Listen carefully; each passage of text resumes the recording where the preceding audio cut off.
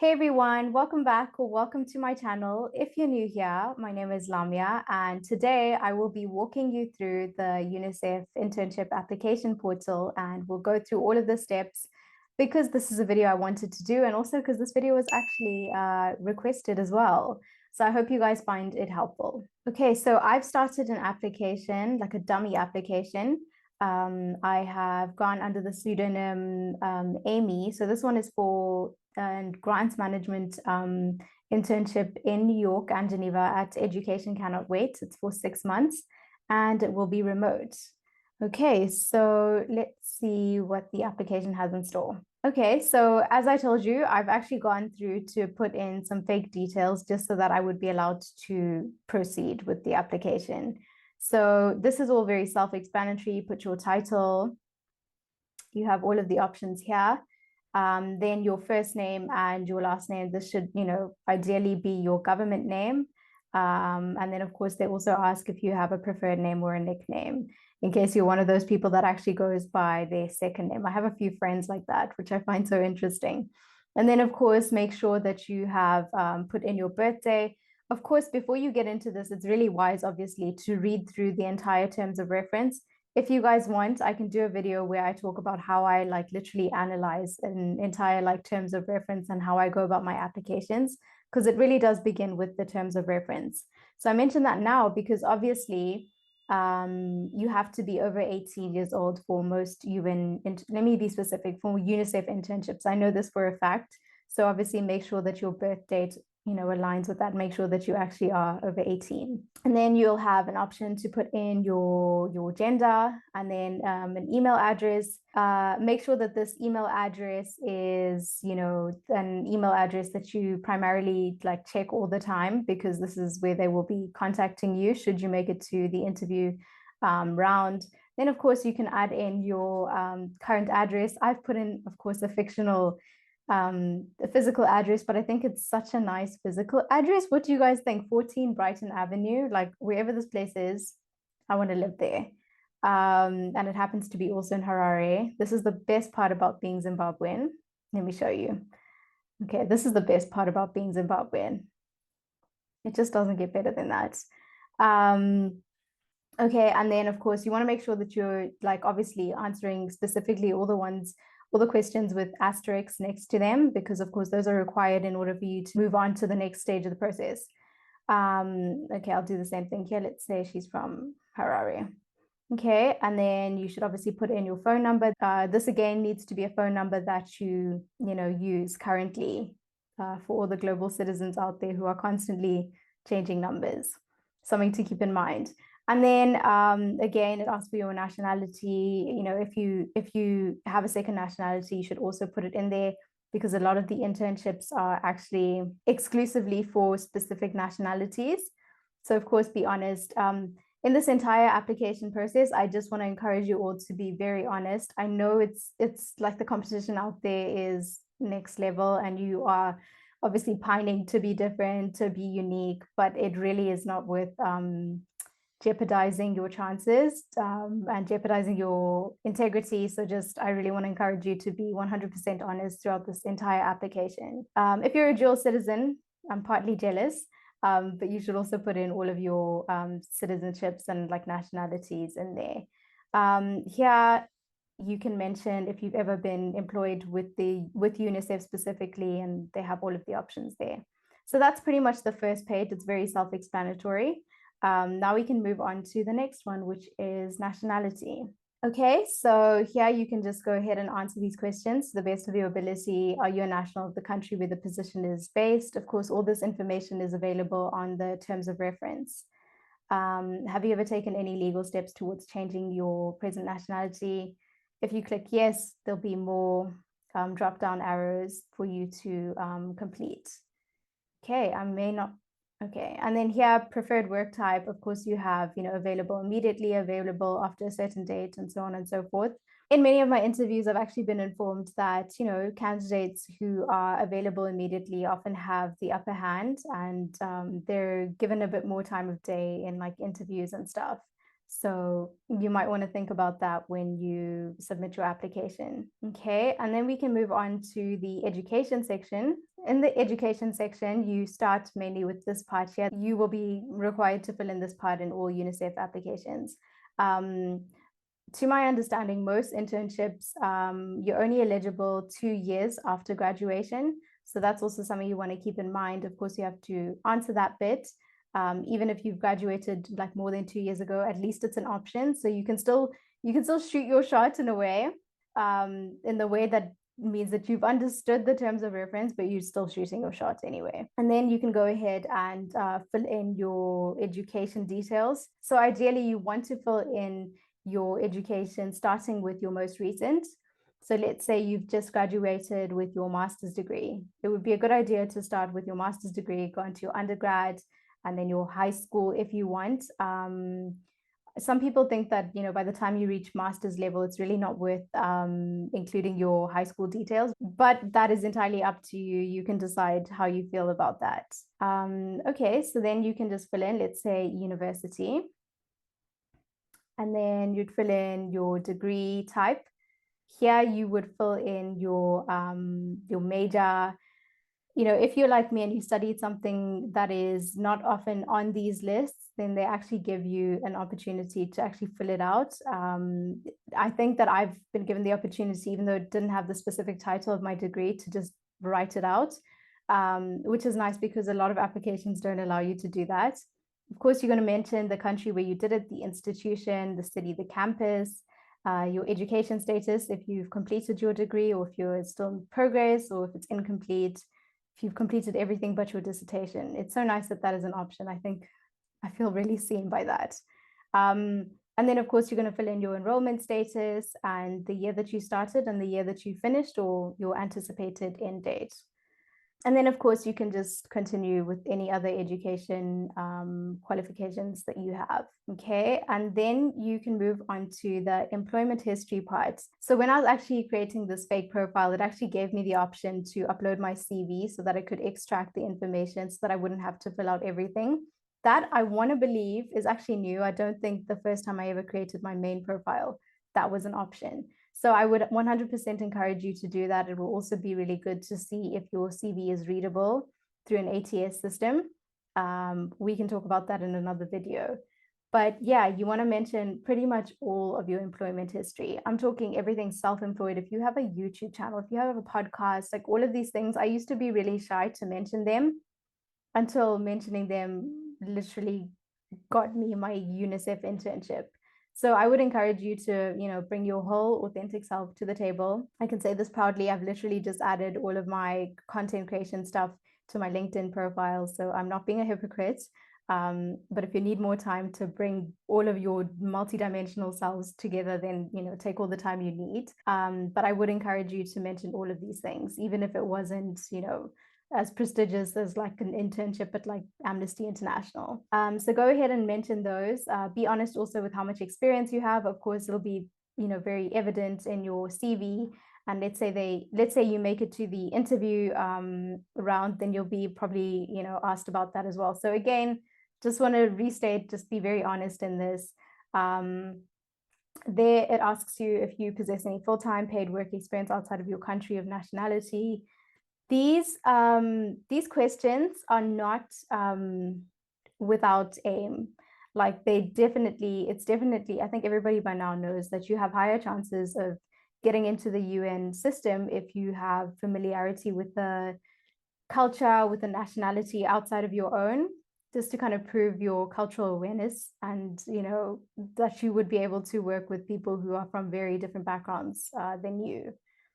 And then do you have a background or experience working within the emergency country context? Sometimes, this question is also very relevant, especially, I guess, if you're doing something in the fields, if you're applying for a field position, this would be really, really beneficial to have. And then you can mention all of this, let's say currently employed.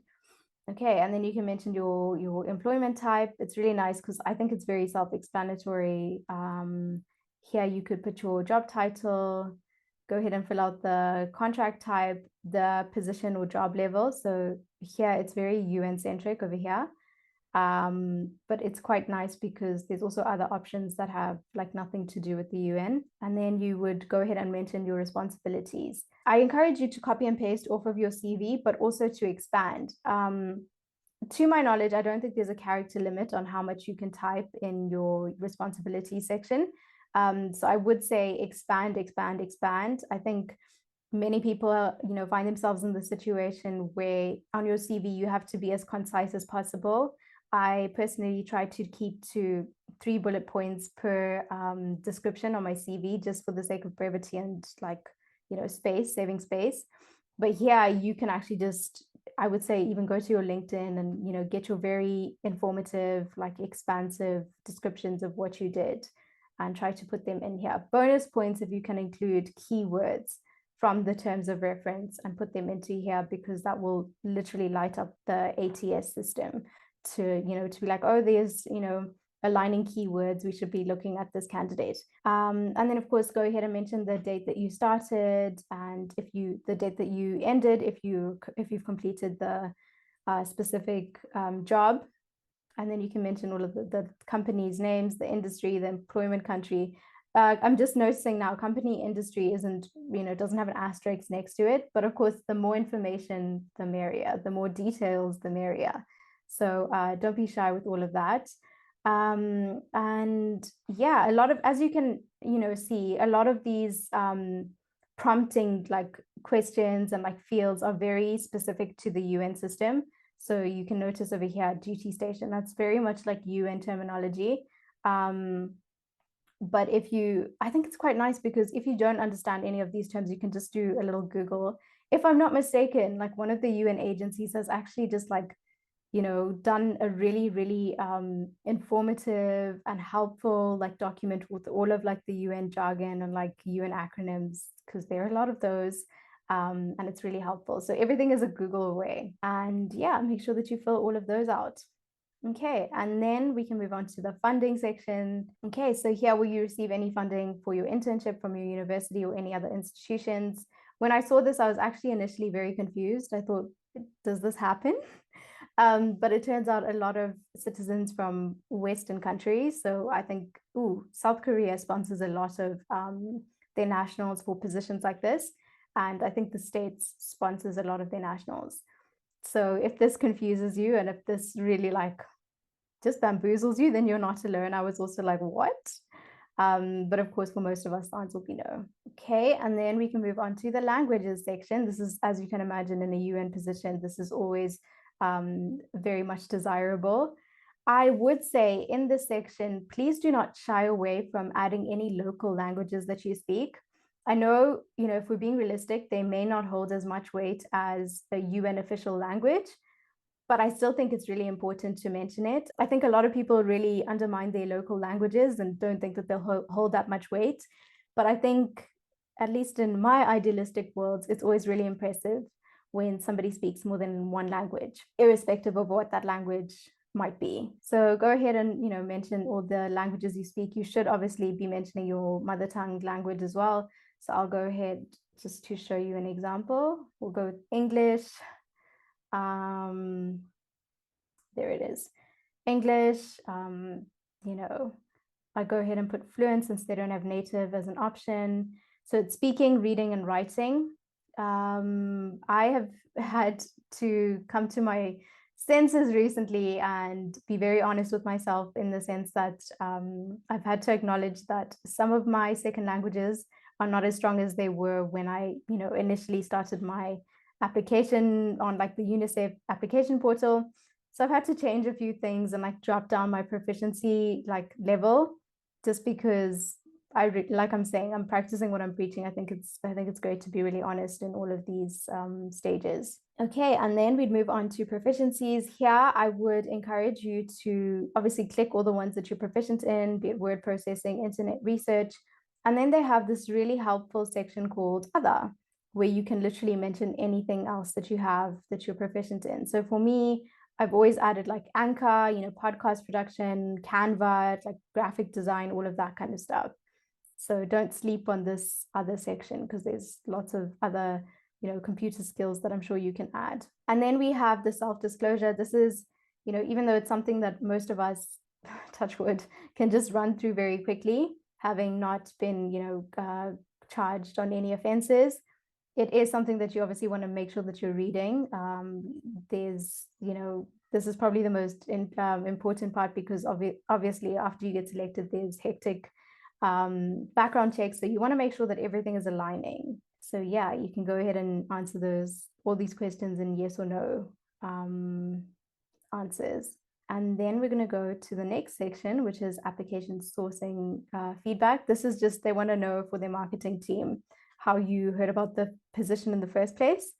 For many of us, it's going to be the UNICEF website, but go ahead and fill that out with wherever you found out about the internship program. It might even be Lamia's YouTube channel, who knows? And then, of course, there's the diversity and inclusion aspect of it. This has to do with if you have any known disabilities, you can state them in this section. And then the document uploads. Okay, if you take one thing from this video, it really should be this. I would encourage you all to upload every document you have under the sun that is going to help your applications. So of course, they ask for your CV, they ask for your cover letter. Many of them ask for your highest level education certificate. And then you have 2 extra slots. And I wish I learned this sooner. This would be on a list of things that I wish I knew sooner into my 20s, like early in my 20s. If you're applying for anything to do with communications or something where you'd be writing, please, please, please upload a document where you have all the samples of your work. So if you have, talked a big game in your cover letter about how you're amazing at writing, then it would be really helpful for the panelists to kind of see examples of your writing. So I would encourage you, if you're applying for a position in comms, then please do samples of your work document. And then any other supporting documents. I like to upload reference letters because I feel like the entire application system, I've just been telling you who I think I am and why I think you need me on your team, that I just think it would be really, really nice for, the panelists, the interviewers, the selection panel to take somebody else's word for it. So yeah, reference letters is a good idea, samples of your work. A lot of us could upload your university transcript, because over here in this section here, I think they mainly mean your degree certificate to prove that you actually have a degree, or your high school certificate. But I think it's also a good idea to upload your university transcript, as many of these application terms of reference actually state that you should be performing quite well in your studies. So of course, if you have any ocular proof of that, it would be really, really helpful. So that is the main point that I wanted to make. I just really wanted to stress that it's such a good idea to make sure that you're using all of the uploading slots to upload as much as you can into these submission areas. And then after that, you're going to go to the penultimate section, which is the statement. This is where you are acknowledging that everything you've said is true, or else there could be consequences. And then you can hit that. And then finally, you can, okay, it won't let me go there, but I think it's actually just a very plain page where it's like, do you want to preview your application first, which I think is a good idea, just to do it one more time. And then, when you're happy, you can submit the application. Okay, over here, it'll change to your application status. I do want to tell you this. In the beginning, when I did my first ever UNICEF application, I used to check my application status so often, but you should hear it from me that I don't think they actually change these very often. So to give you the best example I can, the UNICEF internship that I actually was successful in getting, and that is completed now, in my portal, in my home portal over here, it actually still says application acknowledgement. So I always encourage people not really to worry about them, because I don't think they matter that much, and I don't think that they're factual. A lot of my applications, because I've done so many, you guys, it's kind of embarrassing. Some of them, the application status is in review, and some of them it's application acknowledgement. And I know it was a short one, but that brings us to the end of this video. I really hope you guys have enjoyed this video. please do put your best foot forward, and please keep me and this growing community up to date on the outcome of your applications, so that in the event that you're successful, we can all celebrate you together. I do want to encourage you all to put in as many applications as possible. If I had to give a very honest answer, I no longer believe that what gets one a UN internship is, amazing communication skills, and nor is it like being astute and having this profound knowledge base in current and international affairs. I actually believe that what gets one a UN internship is perseverance. Just put in as many applications as you can and make sure that with every application, you're getting at least 1% better. Thank you guys so much for watching this video, and I'll see you on the next one.